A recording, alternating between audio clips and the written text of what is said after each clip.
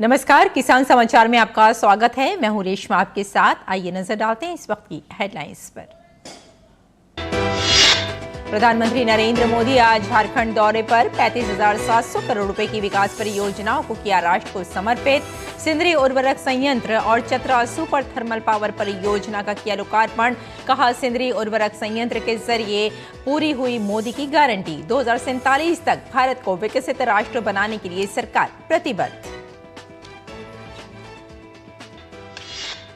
केंद्रीय कैबिनेट के कई बड़े फैसले। वन्य जीवों के संरक्षण समेत फॉस्फेटिक और पोटाश उर्वरकों पर खरीफ सीजन 2024 के लिए पोषक तत्व आधारित सब्सिडी दरों को मंजूरी।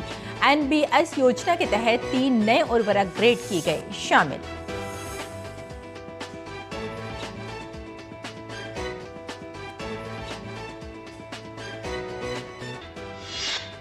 स्वच्छ व नवीकरणीय ऊर्जा की दिशा में केंद्र का ऐतिहासिक कदम। केंद्र कैबिनेट की बैठक में पीएम सूर्य घर मुफ्त बिजली योजना को मिली मंजूरी।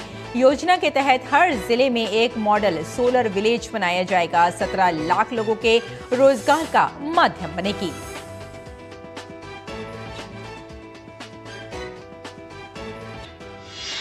यूपी में आज से गेहूं की सरकारी खरीद होगी शुरू। उत्तर प्रदेश सरकार ने वर्ष 2024-25 में गेहूं का न्यूनतम समर्थन मूल्य 2,275 प्रति क्विंटल किया है निर्धारित। ये पिछले साल से 150 रुपया ज्यादा है। प्रदेश भर में 6,500 क्रय केंद्र स्थापित कर गेहूं खरीद की योजना की गई है तैयार।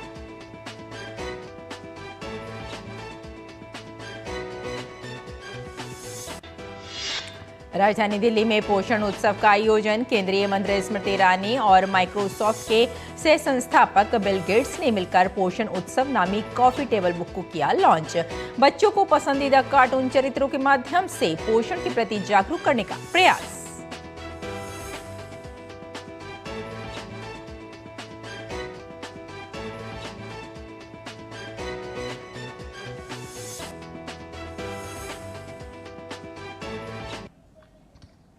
और अब समाचार विस्तार से। प्रधानमंत्री नरेंद्र मोदी ने झारखंड में 36,000 करोड़ रुपए की अनेक विकास परियोजनाओं की सौगात दी। पीएम ने धनबाद के सिंदरी में उर्वरक, रेल, बिजली और कोयला क्षेत्र से जुड़ी परियोजनाओं का शुभारंभ और शिलान्यास किया। प्रधानमंत्री ने हिंदुस्तान उर्वरक एवं रसायन लिमिटेड HURL का सिंदरी उर्वरक संयंत्र राष्ट्र को समर्पित किया। इसे 8,900 करोड़ रुपए से अधिक की लागत से विकसित किया गया है। उन्होंने कहा कि बीते 10 साल के दौरान देश के 5 खाद्य कारखानों को दोबारा से शुरू किया गया है। ये यूरिया के मामले में देश और किसानों को आत्मनिर्भर बनाएगा। मैं 2018 में इस फर्टिलाइजर प्लांट का शिलान्यास करने आया था। आज सिर्फ सिंदरी कारखाने की ही शुरुआत नहीं हुई है, बल्कि मेरे देश के, मेरे झारखंड के नौजवानों के लिए रोजगार के हजारों नए अवसरों की शुरुआत हुई है। इस खाद कारखाने के लोकार्पण के साथ ही आज भारत ने आत्मनिर्भरता की ओर भी एक बड़ा कदम उठाया है। सिंदरी कारखाना हर साल लगभग 12.7 लाख मीट्रिक टन यूरिया उत्पादन करेगा। प्रधानमंत्री ने कहा कि साल 2014 में देश 225 लाख मीट्रिक टन यूरिया का उत्पादन हो पाता था, जबकि जरूरत 360 लाख मीट्रिक टन की जरूरत होती थी। बीते 10 साल में भारत ने प्रयास किए हैं और उत्पादन बढ़कर 310 मीट्रिक टन हो चुका है। अब आत्मनिर्भर बनने की दिशा में देश चल पड़ा है।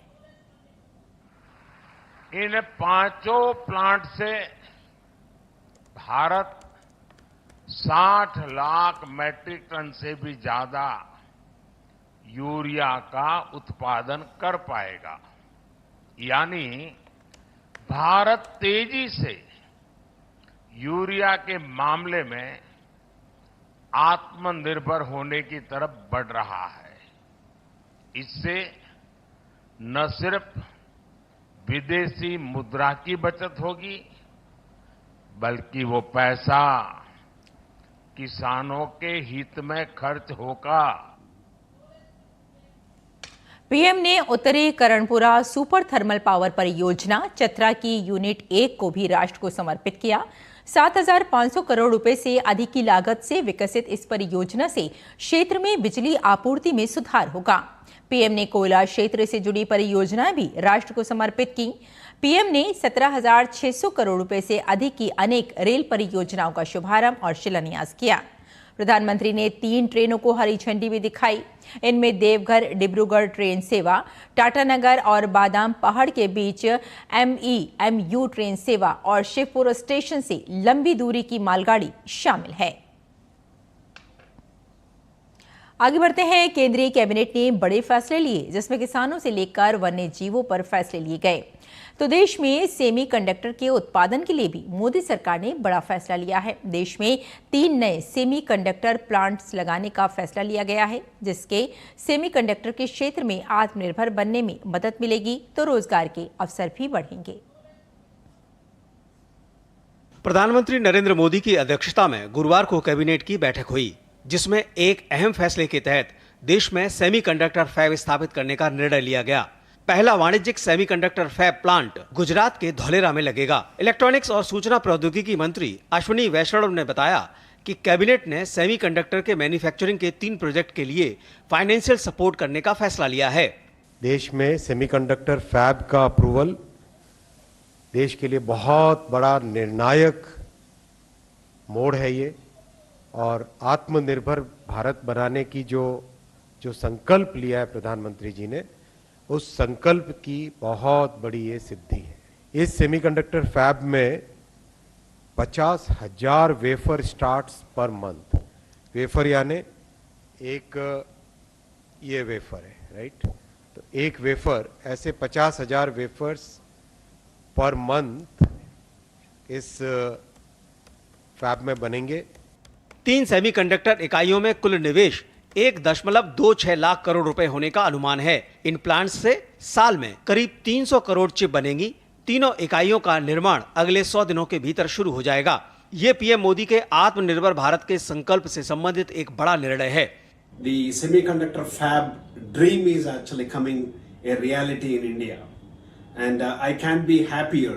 And today is February 29th, and this is a special day. And this has to actually become a leap for us. Cabinet के अन्य फैसलों के तहत केंद्रीय मंत्री अनुराग सिंह ठाकुर ने कहा कि कैबिनेट ने फॉस्फेटिक और पोटाश उर्वरकों पर खरीफ सीजन 2024 के लिए पोषक तत्व आधारित सब्सिडी दरों पर NBS योजना के तहत 3 नए उर्वरक ग्रेड को शामिल करने को मंजूरी दी है। लगभग 3 लाख करोड़ रुपया भारत सरकार ने पीएम किसान सम्मान निधि से आज तक मदद की है। लेकिन एक मदद जो लगातार भारत सरकार करती रही वो ये भी है कि दुनिया भर में खाद यूरिया के दाम कई गुना बढ़ गए, लेकिन मोदी जी ने कहा था किसान के ऊपर खाद और यूरिया के बढ़ते जो दाम दुनिया भर के हैं उसका हिंदुस्तान के किसानों पर बोझ नहीं पड़ने देंगे। और लाखों करोड़ की सब्सिडी हमने पिछले कुछ सालों में दी। केंद्रीय मंत्रिमंडल ने बाघों और अन्य वन्य जीवों के संरक्षण के लिए एक वैश्विक network international big cat alliance के गठन को मंजूरी दी है। इस संस्था का मुख्यालय भारत में होगा। इसमें वन्य जीवों से संबंधित देशों की बहु एजेंसी संस्था के रूप में IBCA की कल्पना की गई है। इसके लिए 150 करोड़ रुपए की एक मुश्त बजटीय सहायता को मंजूरी दी गई है। टाइगर संरक्षण के क्षेत्र में भारत के अनुभव और लीडरशिप का उपयोग विश्व भर में 7 big cats tiger, lion, leopard, snow leopard, puma, jaguar और चीता के संरक्षण को बढ़ावा देने के लिए किया जाता है। ये IBCA का जो निर्णय लिया गया है बिग कैट अलायंस का, इसका मुख्यालय भी भारत में ही होगा, जैसे इंटरनेशनल सोलर अलायंस का मुख्यालय यहाँ पर है। इस अलायंस में वैसे देश सदस्य होंगे जहां ये 7 बिग कैट्स पाए जाते हैं और या फिर पूर्व में ये प्रजातियां पाई जाती थी। कैबिनेट के अन्य फैसलों में एकीकृत रोग नियंत्रित और महामारी की तैयारी के लिए राष्ट्रीय वन स्वास्थ्य मिशन का नेतृत्व करने के लिए वैज्ञानिक H स्तर पर राष्ट्रीय वन स्वास्थ्य संस्थान नागपुर के निदेशक के पद के सृजन को मंजूरी दी है। साथ ही 12 महत्वपूर्ण खनिजों के संबंध में रॉयल्टी की दर तय करने के लिए खान और खनिज अधिनियम 1957 की दूसरी अनुसूची में संशोधन को भी मंजूरी दे दी गई। Rishi Kumar, DD news, Delhi. Cabinet बैठक के बाद प्रेस को संबोधित करते हुए केंद्रीय मंत्री अनुराग सिंह ठाकुर ने कहा कि प्रधानमंत्री मोदी के नेतृत्व वाली केंद्र सरकार ने देश के किसानों के लिए सराहनीय कार्य किया है। दुनिया भर में खाद और यूरिया के दामों में भारी वृद्धि होने के बावजूद भी प्रधानमंत्री मोदी ने देश के किसानों के ऊपर इसका बोझ नहीं पड़ने दिया है और अब तक लाखों करोड़ों की सब्सिडी दी गई है। लगभग 3 लाख करोड़ रुपया भारत सरकार ने पीएम किसान सम्मान निधि से आज तक मदद की है। लेकिन एक मदद जो लगातार भारत सरकार करती रही वो ये भी है कि दुनिया भर में खाद यूरिया के दाम कई गुना बढ़ गए, लेकिन मोदी जी ने कहा था किसान के ऊपर खाद और यूरिया के बढ़ते जो दाम दुनिया भर के हैं उसका हिंदुस्तान के किसानों पर बोझ नहीं पड़ने देंगे, और लाखों करोड़ की सब्सिडी हमने पिछले कुछ सालों में दी। प्रधानमंत्री नरेंद्र मोदी ने कैबिनेट की बैठक में पीएम सूर्य घर मुफ्त बिजली योजना को मंजूरी देकर देश के ऊर्जा प्रबंधन को नया उपहार दिया है। मोदी सरकार की 75,021 करोड़ से ज्यादा की ये योजना करीब 17 लाख लोगों के रोजगार का माध्यम बनेगी। आत्मनिर्भर भारत के संकल्प को पूर्ण करते हुए स्वच्छ व नवीकरणीय ऊर्जा की दिशा में ये एक ऐतिहासिक कदम है। प्रधानमंत्री नरेंद्र मोदी की अध्यक्षता में केंद्रीय मंत्रिमंडल ने पीएम सूर्य घर मुफ्त बिजली योजना को मंजूरी दी। 75,000 करोड़ रुपए से अधिक के निवेश वाली इस योजना का लक्ष्य हर महीने 300 यूनिट तक मुफ्त बिजली प्रदान कर 1 करोड़ घरों को रोशन करना है। पीएम सूर्य घर मुफ्त बिजली योजना आज इसको मंजूरी मिली है। 1 करोड़ घरों को 300 यूनिट मुफ्त बिजली मिलेगी और ये 1 करोड़ परिवारों को ही मुफ्त बिजली के 300 यूनिट मिलने के बाद 15,000 रुपया सालाना आमदन भी होगी। यह योजना 2 किलोवाट क्षमता वाली प्रणाली के लिए प्रणालीगत लागत के 60% और 2 से 3 किलोवाट क्षमता वाली प्रणाली के लिए अतिरिक्त प्रणालीगत लागत के 40% के बराबर CFA प्रदान करेगी। CFA को 3 किलोवाट पर सीमित किया जाएगा। मौजूदा मानक कीमतों पर इसका आशय 1 किलोवाट क्षमता वाली प्रणाली के लिए 30,000 रुपए, 2 किलोवाट क्षमता वाली प्रणाली के लिए 60,000 रुपए और 3 किलोवाट या उससे अधिक वाली प्रणाली के लिए 78,000 रुपए की सब्सिडी से होगा।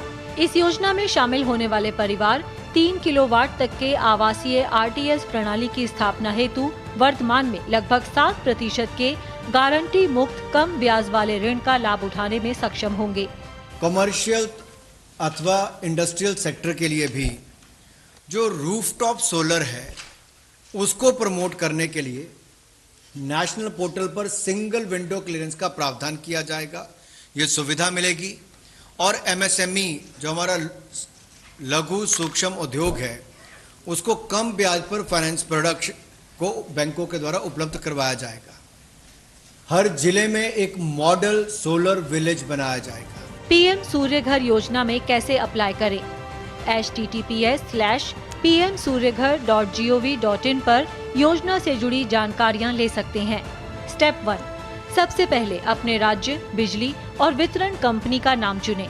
फिर अपना बिजली उपभोक्ता नंबर, मोबाइल नंबर और ईमेल डालें। स्टेप 2, अपना कंज्यूमर नंबर, मोबाइल नंबर डालकर लॉगिन करें।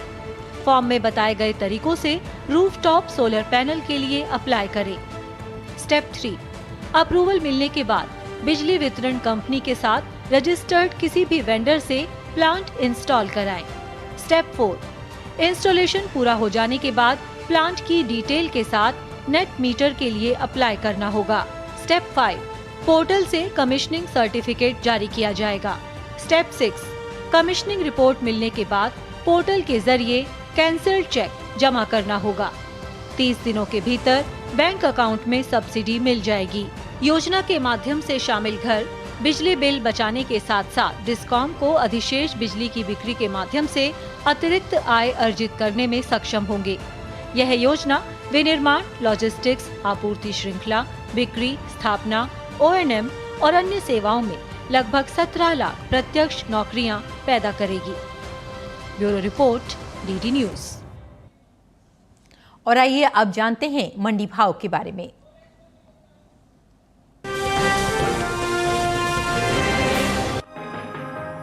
ज्यादातर कृषि उपज मंडियों में सरसों के कारोबार में उतार चढ़ाव दर्ज किया गया, जबकि कुछ मंडियों में इस दौरान सरसों के भाव में कोई बदलाव देखने को नहीं मिला। एग मार्केट के मुताबिक गुजरात की हलवद मंडी में तेजी के साथ कारोबार हुआ। यहां 28 फरवरी को सरसों का भाव रहा 4,575 रुपए, जो कि 29 फरवरी को 225 रुपए चढ़कर 4,800 रुपए पर पहुंच गया। राज्य की राजकोट मंडी में 28 फरवरी को सरसों का भाव रहा 4,575 रुपए, जो कि 29 फरवरी को 75 रुपए टूटकर 4,500 रुपए हो गया। राजस्थान की कोटा मंडी में इस दौरान सरसों के सौदे स्थिर भाव पर हुए। यहां दोनों दिन यानी 28 और 29 फरवरी को सरसों का भाव 4,500 रुपए पर टिका रहा। उत्तर प्रदेश की अलीगढ़ मंडी में 29 फरवरी को सरसों का भाव 40 रुपए की कमजोरी के बाद 4,740 रुपए से 4,700 रुपए पर आ गया। इस साल सरसों की भी रिकॉर्ड पैदावार का अनुमान है। कृषि मंत्रालय की ओर से जारी तीसरे अग्रिम अनुमान के मुताबिक 2022-23 के दौरान 124,94,000 टन सरसों पैदा हो सकती है, जबकि पिछले सीजन की पैदावार 119,63,000 टन थी। ये साल तिलहनी फसलों के लिए अच्छा साबित हुआ है और देश में इनकी पैदावार भी रिकॉर्ड स्तर पर पहुंच सकती है। कृषि मंत्रालय की ओर से जारी तीसरे अग्रिम अनुमान के मुताबिक 2022-23 के दौरान कुल तिलहन की पैदावार 409,96,000 टन हो सकती है, जो पिछले साल की तुलना में 30,33,000 टन अधिक है। आपको बता दें कि बीते साल तिलहनी फसलों की उपज 379,63,000 टन रही थी।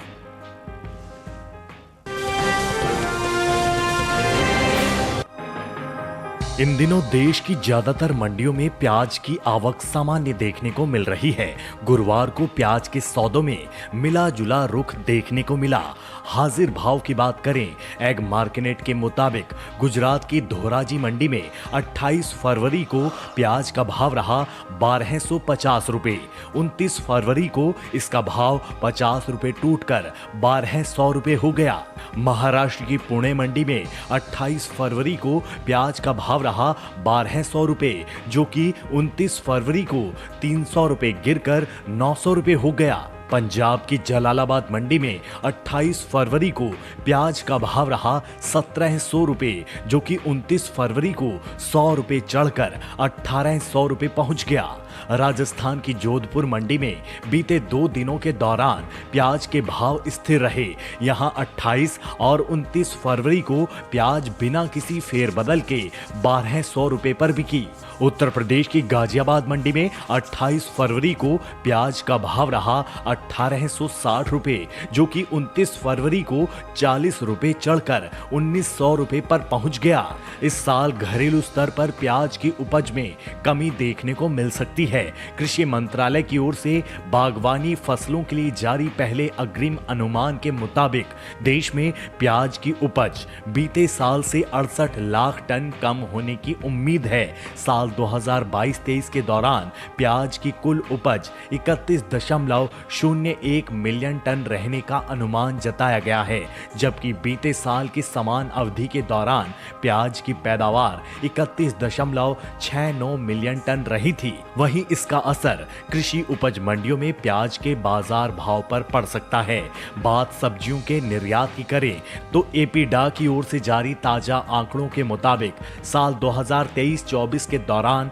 ताजा सब्जियों के निर्यात में बढ़त देखने को मिली है। अप्रैल से अक्टूबर महीने के दौरान ताजा सब्जियों का निर्यात 20,54,000 टन के पार पहुंच गया है, जबकि बीते साल इस दौरान ताजा सब्जियों का निर्यात 18,56,000 टन का हुआ था।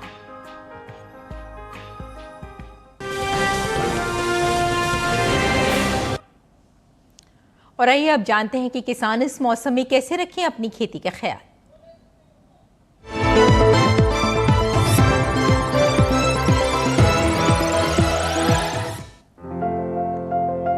अरुणाचल हिमाचल प्रदेश में अदरक की खुदाई करें। किसान आलू के खेत में निराई कर लें। आलू के खेत की देखभाल करते रहें। आलू में कीट लगने की आशंका है। ऐसे में कृषि विशेषज्ञों की सलाह से आलू में कीटनाशक का इस्तेमाल करते रहें। साथ ही फूल गोभी की कटाई कर सकते हैं। वहीं किसान फूल गोभी के खेत से जल निकासी का उचित प्रबंध कर ले। इसके अलावा संतरे के बागों से पानी की निकासी की व्यवस्था करें। अभी संतरे की तुड़ाई कर सकते हैं, यहीं धान की कटाई कर लें। इस समय मटर में कीट लगने की संभावना बनी हुई है। ऐसे में मटर में कीटों से बचाव के लिए कीटनाशक छिड़कें। असम में धान के खेत में निराई कर लें। किसान धान के खेत से खरपतवार निकालें।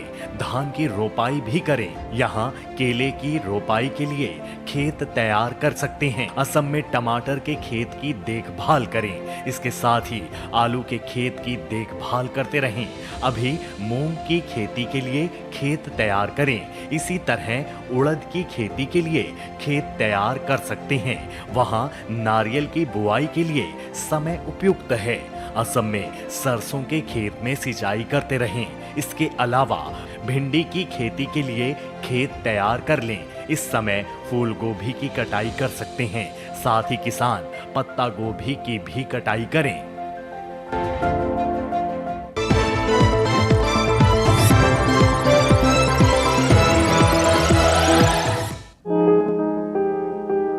लौकी को गर्मी और बरसात दोनों में बोया जा सकता है। मैदानी भागों में गर्मी की फसल की बुआई की जा सकती है। बुआई से पहले खेत से खरपतवार को पूरी तरह से साफ कर लें और जमीन को समतल कर लें। बुआई के लिए 1 हेक्टेयर में संकर किस्म के बीज 5 से 7 किलो, जबकि सामान्य किस्मों के 6 से 8 किलो बीज लें। 1 हेक्टेयर में 100 किलो नाइट्रोजन, 50 किलो फास्फोरस और 60 किलो पोटाश की जरूरत होती है। सभी उर्वरक आधार खुराक के रूप में यानी बोते समय ही दें। बात अगर सिंचाई की करें तो शुरुआत में फसल की जरूरत के हिसाब से और फूल आने पर 5वें दिन पानी देते रहें। वहीं फसल को खरपतवार से दूर रखने के लिए 2 बार निराई गुड़ाई करें। करीब हर 10-12 दिनों में खरपतवार हटाते रहें। लौकी की बेल काफी लंबी होती है। इसकी खासियत ये है कि आप कम जगह में भी इसकी खेती कर सकते हैं। कीड़े और सड़न से बचाने के लिए बेलों को तार की बाड़ या लकड़ी के मचान पर फैला दें। इससे न सिर्फ बीमारियों से बचाव होगा बल्कि पैदावार भी बढ़ेगी। भारतीय कृषि अनुसंधान संस्थान ने इलाकेवार कई उन्नत किस्में तैयार की हैं, जैसे पूसा समृद्ध दिल्ली और एनसीआर के लिए है। 1 हेक्टेयर में 270 से 300 क्विंटल तक पैदावार देने वाली ये किस्म 50 से 55 दिनों में तैयार हो जाती है। वहीं पूसा हाइब्रिड 3 हरियाणा और दिल्ली, इसके अलावा उत्तर प्रदेश और पंजाब के लिए अच्छी है। लौकी की फसल में फल मक्खी का हमला हो सकता है। इससे बचाव के लिए विशेषज्ञों की सलाह पर उचित दवाओं का छिड़काव करें। दवा का छिड़काव सिर्फ उसी जगह पर करें जहां फल मक्खी का प्रकोप ज्यादा हो। छिड़काव मौसम साफ रहने पर करें। पत्तियां गीली नहीं होनी चाहिए, वरना दवा असर नहीं करेगी।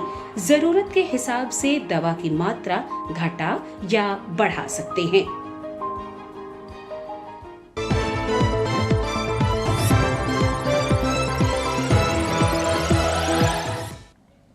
और खेती किसानी के साथ साथ आइए नजर डाल लेते हैं कुछ और महत्वपूर्ण खबरों पर। खास खबर में राष्ट्रपति द्रौपदी मुर्मू आज ओडिशा के ब्रह्मपुर विश्वविद्यालय के 25वें दीक्षांत समारोह में शामिल हुई। उन्होंने कार्यक्रम के दौरान सर्वश्रेष्ठ विद्यार्थियों को स्वर्ण पदक से सम्मानित किया। दिल्ली स्थित भाजपा मुख्यालय में भारतीय जनता पार्टी की केंद्रीय चुनाव समिति की बैठक में पीएम मोदी, बीजेपी अध्यक्ष जेपी नड्डा, गृह मंत्री अमित शाह, रक्षा मंत्री राजनाथ सिंह सहित भाजपा शासित राज्यों के मुख्यमंत्री, राज्यों के कोर ग्रुप के नेताओं ने हिस्सा लिया। बैठक में कई राज्यों में लोकसभा उम्मीदवारों के नामों पर चर्चा की गई। उत्तर प्रदेश, पश्चिम बंगाल, दिल्ली, तेलंगाना, केरल, त्रिपुरा, गोवा, उत्तराखंड, असम, छत्तीसगढ़, गुजरात की लोकसभा सीटों पर विस्तार से चर्चा की गई। निर्वाचन आयोग की पूरी टीम ने मुख्य चुनाव आयुक्त राजीव कुमार के नेतृत्व में उत्तर प्रदेश में अफसरों से चुनावी तैयारियों की चर्चा की। उत्तर प्रदेश दौरे के दौरान मुख्य निर्वाचन आयुक्त राजीव कुमार और निर्वाचन आयुक्त अरुण गोयल ने वरिष्ठ अधिकारियों के साथ निर्वाचन स्वीप कार्यक्रम पर आधारित कॉफी टेबल बुक का विमोचन किया। केंद्रीय सूचना एवं प्रसारण मंत्री अनुराग सिंह ठाकुर लखनऊ में एक अखबार के कार्यक्रम में शिरकत करने पहुंचे। उन्होंने एयरपोर्ट पर डीडी न्यूज से खास बातचीत करते हुए कहा कि प्रधानमंत्री नरेंद्र मोदी की नीतियों और लोगों के लिए काम करने के कारण भाजपा जीतकर सत्ता में आएगी। विदेश मंत्री डॉक्टर एस जयशंकर ने अमृतकाल के दौरान मजबूत राष्ट्रीय ताकत बनाने की आवश्यकता पर जोर दिया ताकि विकसित अर्थव्यवस्था और एक अग्रणी शक्ति की ओर परिवर्तन को आगे बढ़ाया जा सके। उन्होंने कहा कि इसके लिए कौशल आधार के बड़े पैमाने पर उन्नयन और ऐसे माहौल की जरूरत है जो स्टार्टअप और प्रतिभा को बढ़ावा दे। हिमाचल प्रदेश के पूर्व मुख्यमंत्री और भारतीय जनता पार्टी के वरिष्ठ नेता जयराम ठाकुर ने हिमाचल की राजनीति में बिगड़ते हालात पर बयान देते हुए कहा कि हिमाचल में एक तरीके से मजाक चल रहा है। राजस्थान में हुए पेपर लीक मामले में लगातार कार्रवाई जारी है। जूनियर इंजीनियर भर्ती परीक्षा के पेपर लीक में पकड़े गए आरोपियों पर एसओजी से के एमडीजी वीके सिंह ने बड़ी कार्रवाई की। तो किसान समाचार में फिलहाल इतना ही। अनुमति दें। नमस्कार।